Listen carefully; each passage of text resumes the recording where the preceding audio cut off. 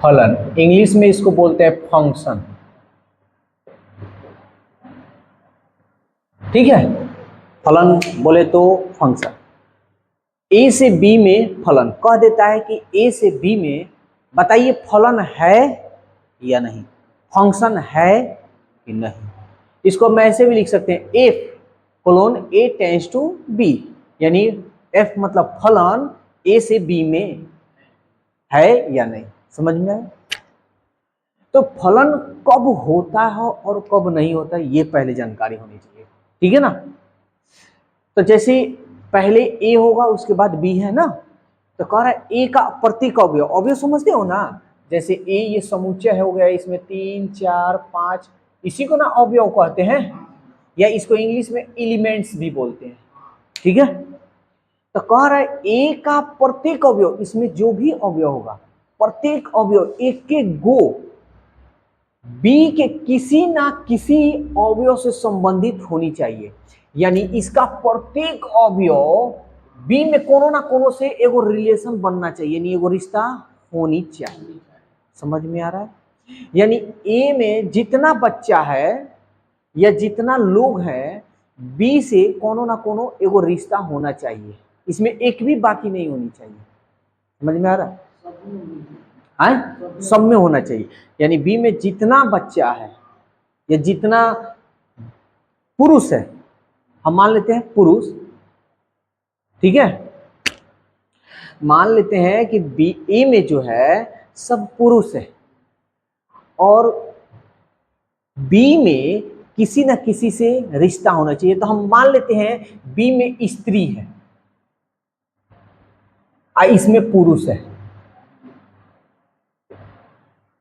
ठीक है, तो नियम ये कहता है फलन मतलब फंक्शन कि ए का जितना पुरुष है ना कोनो का पत्नी होनी चाहिए, सबका पत्नी होनी चाहिए। अगर कोनो एगो पुरुष का शादी नहीं हुआ है तो वो फलन नहीं कहलाएगा। सब पुरुष का शादी किसी न किसी स्त्री से होनी चाहिए। समझ में आ रहा है? समाज में रहना है तो भाई शादीशुदा चाहिए, तो सब पुरुष का शादी एक ना एगो स्त्री से होना चाहिए, औरत चाहिए। ये समझ में आ गया? ठीक। दूसरा नंबर कह रहा है कि ए का कोई भी अवयव बी के एक से अधिक अवयव से संबंधित नहीं होनी चाहिए। सब पुरुष का एक ना एक स्त्री से शादी होनी चाहिए, एक ही स्त्री से ना, एक ही स्त्री से। ये नहीं कि एक पुरुष का किसी दो स्त्री से शादी नहीं होनी चाहिए। समझ में आ रहा है? यानी एक पुरुष का दो स्त्री से शादी कभी नहीं होनी चाहिए, ये बात कह रहा है। समझ में आ रहा है? लेकिन अगर दो पुरुष हो एक ही कोई स्त्री से शादी करना चाहता तो चलेगा। बात समझ में आया कि नहीं आया? जैसे कहने का ये इसका अर्थ है, जैसे हम ये वाला ले लेते हैं, यानी कहने का मतलब इसका एक अवयव है ना, एगो से संबंध रखना है, दूगो से नहीं रखना है। एगो का दूगो शादी नहीं होनी चाहिए, एगो पुरुष का एक ही को शादी होना चाहिए, एगो पुरुष का दूगो शादी नहीं होनी चाहिए। ठीक है, नहीं तो बड़ी मुअली को मार मारा जाएगा। समझ में आया है ना? हाँ, यानी मान लो, अब देख लो, ए से भाई पुरुष है ना, आई स्त्री बी, तो एगो पुरुष से एगो स्त्री का शादी होगा, लेकिन एक ही को पुरुष दूगो शादी कभी नहीं करेगा, नहीं तो बड़ी मार खाएगा। समझ में आ रहा है? चलो अब हम समझते हैं इसी लैंग्वेज पे अब इसको। तो ध्यान देना, जैसे एफ नंबर, ये पहला नंबर, जैसे मान लो ये गोल है और ये भी गोल है ना।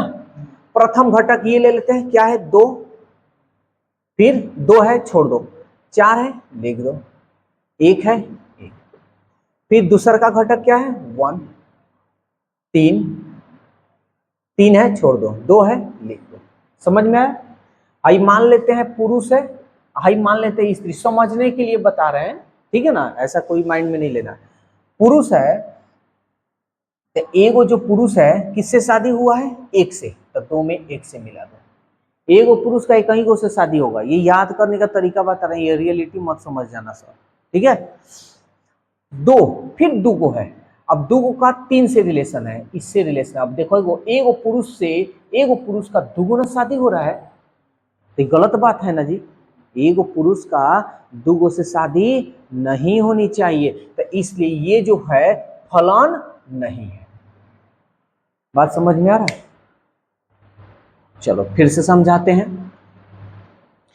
एगो अवयव, अभी मैथमेटिक्स भाषा में शादी विवाह वाला तो समझ लिए जो भी है।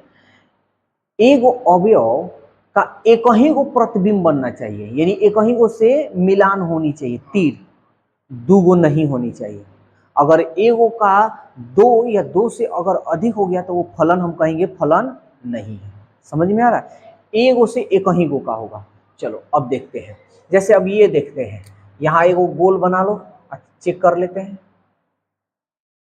-4 और फिर 4 है और 3 है, इधर क्या है 4 है, इधर क्या है 4 है, 2 है।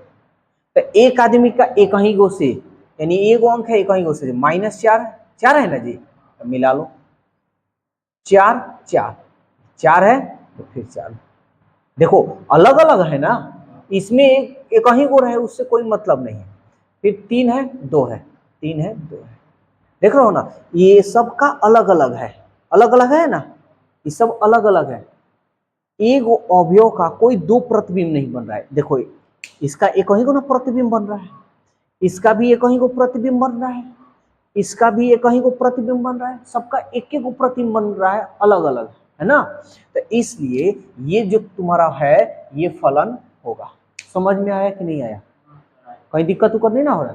चलो एक और लेते हैं, ये चलो देखते हैं। 2 4, सॉरी 2 है, उसके बाद 3 है ना जी, 4 और 10, 4 है और 10 है। प्रत्येक अवयव का प्रतिबिंब होनी चाहिए। तो देखो तो 2 का 4 से, 3 का 10 से, अलग अलग है ना इस सब का, तो इसलिए यह भी एक फलन है, यानी ये भी। कोई दिक्कत? फिर इसको चेक कर लेते हैं। चलो यहां जगह है, आ रहा है ना वीडियो में? ठीक है। अब क्या है, एक है, एक है, 2 है, 3 है, यानी 1 2 3, 8 है 10 है, 8 है 10 है, यानी 8 है 10 है, केवल 8 है और 10 है। अब देखते हैं क्या फलन होता है कि नहीं। चलो देखते हैं, 1 से 8 का है, चलो 1 का 8 से, 1 का 10 से है, देखो तो 1 का 10 से, देखो एक ही वो अवयव का दुगुना प्रतिबिंब बन रहा है जी, तो इसलिए ये फलन नहीं है।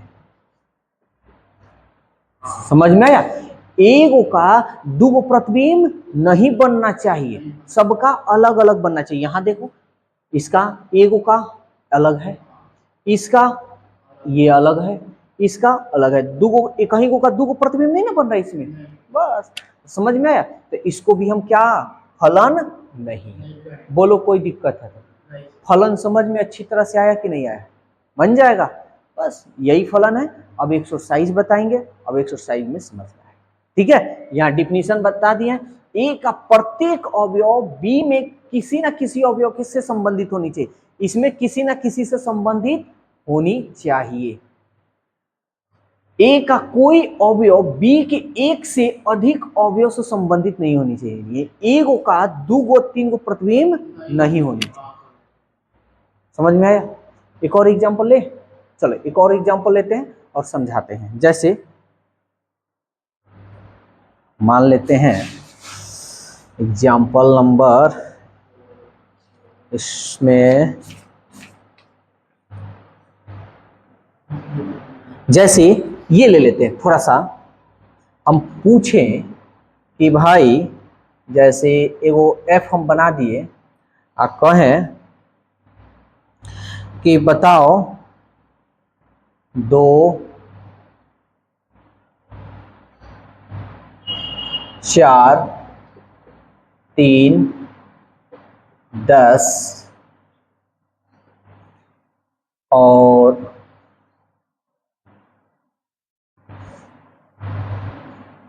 3